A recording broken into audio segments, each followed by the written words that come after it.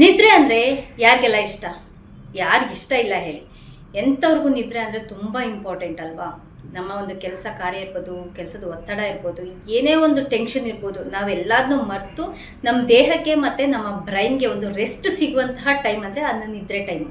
ಆ ನಿದ್ರೆ ಟೈಮಲ್ಲಿ ಚೆನ್ನಾಗಿ ನಿದ್ರೆ ಮಾಡಬೇಕು, ನೆಮ್ಮದಿಯಾಗಿ ನಿದ್ರೆ ಮಾಡಬೇಕು. ಆ ನಿದ್ರೆ ಟೈಮಲ್ಲಿ ಎಂಥ ಕಳ್ಳ ಆಗಿರ್ಬೋದು, ಕೊಲೆಗಾರ ಆಗಿರ್ಬೋದು, ನಿದ್ರೆ ಮಾಡುವಂಥ ಟೈಮಲ್ಲಿ ಮಗು ಥರ ಕಾಣಿಸ್ತಾನೆ.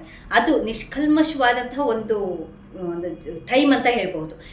ನಿದ್ರೆ ಮಾಡುವಂಥ ಟೈಮಲ್ಲಿ ಯಾವುದೇ ಒಂದು ಕೆಟ್ಟ ಒಂದು ಕೆಲಸಗಳು ಮಾಡೋಕ್ಕಾಗಲ್ಲ, ಯಾವುದೇ ಒಂದು ಕೆಟ್ಟ ಯೋಚನೆಗಳು ಬರಲ್ಲ. ಅದೊಂಥರ ಮುಗ್ಧ ಒಂದು ಟೈಮ್ ಅಂತಲೇ ಹೇಳ್ಬೋದು. ಅಂತಹ ಟೈಮಲ್ಲಿ ಇಲ್ಲಿ ಸೂರತ್ನಲ್ಲಿ ಒಬ್ಬ 10ನೇ ಮಹಡಿಯಲ್ಲಿ ಮಲಗಿರ್ತಾನೆ. 10ನೇ ಮಹಡಿಯಲ್ಲಿ ಮಲಗಿದಾಗ ಕಿಟಕಿ ಪಕ್ಕ ಮಲ್ಕೊಂಡಿರ್ತಾನೆ. ಕಿಟಕಿ ಪಕ್ಕ ಯಾವುದೇ ಗ್ರಿಲ್ಗಳನ್ನು ಹಾಕಿರೋದಿಲ್ಲ. ಅಂತಹ ಟೈಮಲ್ಲಿ ನಿದ್ರೆಯಲ್ಲಿ ಹೊರಳಾಡ್ಕೊಂಡು ಏನು ಮಾಡಿದ್ದಾನೆ, ಕೆಳಗಡೆ ಬಿದ್ದುಬಿಟ್ಟಿದ್ದಾನೆ. 10ನೇ ಫ್ಲೋರಿಂದ ಬಿದ್ದಿದ್ದಾನೆ. ಏನೋ ಒಂದು ಟೈಮ್ ಚೆನ್ನಾಗಿತ್ತು, ಅದೃಷ್ಟ ಚೆನ್ನಾಗಿತ್ತು ಅಂತ ಅನ್ನಿಸ್ತಾ ಇದೆ. ಅದರಲ್ಲೂ 8ನೇ ಫ್ಲೋರಲ್ಲಿ ಕಿಟಕಿಗೆ ಗ್ರಿಲ್ಗಳನ್ನು ಹಾಕಿರ್ತಾರೆ. ಆ ಗ್ರಿಲ್ಗಳಿಗೆ ಅವನು ತಗಲಾಕೊಂಡ್ಬಿಟ್ಟಿದ್ದಾನೆ. ಅವನು ಏನಾದರೂ 10ನೇ ಫ್ಲೋರಿಂದ ಕೆಳಗೆ ಡೈರೆಕ್ಟಾಗಿ ಬಿದ್ದಿದ್ರೆ ಅವನ ಗತಿ ಏನಾಗಿರ್ತಿತ್ತು ಹೇಳಿ? ಅಂಥದ್ರಲ್ಲಿ 8ನೇ ಫ್ಲೋರಲ್ಲಿದ್ದಂಥ ಕಿಟಕಿಗೆ ಗ್ರಿಲ್ಗೆ ತಗಲಾಕೊಂಡ್ಬಿಟ್ಟಿದ್ದಾನೆ. ಅದು ತಲೆ ಕೆಳಗಾಗಿ ತಗಲಾಕೊಂಡ್ಬಿಟ್ಟಿದ್ದಾನೆ.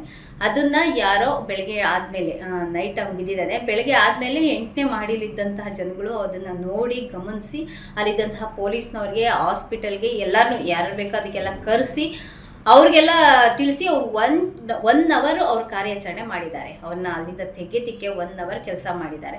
ಅವನ್ನ ತೆಗೆದಿದ್ದಾರೆ.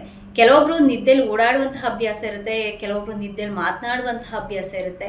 ಹೀಗೆ ನಿದ್ದೆ ಮಾಡುವಾಗ ತುಂಬ ಸೇಫ್ ಆಗಿರುವಂತಹ ಜಾಗದಲ್ಲಿ ಮಲ್ಕೋಬೇಕು. ಜೊತೆಗೆ ಇಂತಹ ಈ ಕಟ್ಟಡಗಳಲ್ಲೂ ಅಷ್ಟೇ ಈ ರೀತಿಯಾದಂಥ ಕಿಟಕಿಗಳನ್ನ ಯಾಕೆ ಮಾಡಿರ್ತಾರೋ ಗೊತ್ತಿಲ್ಲ. ಅದಕ್ಕೆ ಒಂದು ಸೇಫ್ ಆಗಿ ಒಂದು ಕಿಟಕಿಗೆ ಗ್ಲಾಸ್ ಇರ್ಬೋದು ಅಥವಾ ಗ್ರಿಲ್ಸ್ ಇರ್ಬೋದು, ಇದನ್ನೆಲ್ಲ ಹಾಕ್ಸಿದ್ರೆ ಈ ಥರ ಆದಂತಹ ಘಟನೆಗಳು ನಡೆಯೋದು ಕಮ್ಮಿ ಆಗುತ್ತೆ.